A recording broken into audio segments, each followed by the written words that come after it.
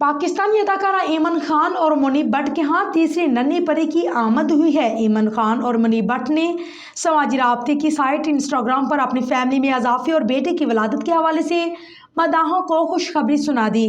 बुध की दोपहर मुनीब भट्ट ने इंस्टाग्राम पर स्टोरी शेयर करते हुए बताया है कि उनके यहाँ 26 अगस्त को बेटी की पैदाइश हुई, जिसका नाम उन्होंने नेमल रखा।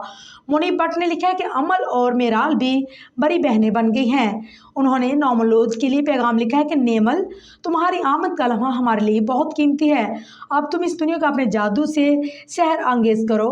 तुम्हारे छोटे हाथ, खूबसूरत मुस्कुराहट हमारे लिए ऐसा तोहफा है जिसे ताहयात याद रखेंगे।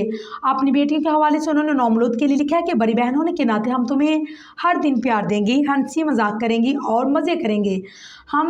हमारी फैमिली मुकम्मल हो गई है, हम तुम्हें इस दुनिया से ज़्यादा प्यार करेंगे। वाज़ेह है कि ऐमन खान और मुनीब भट्ट की शादी 2018 में हुई थी, जिसके बाद 2019 में उनके यहाँ अमल की पैदाइश और फिर 2023 में मेराल की पैदाइश हुई थी।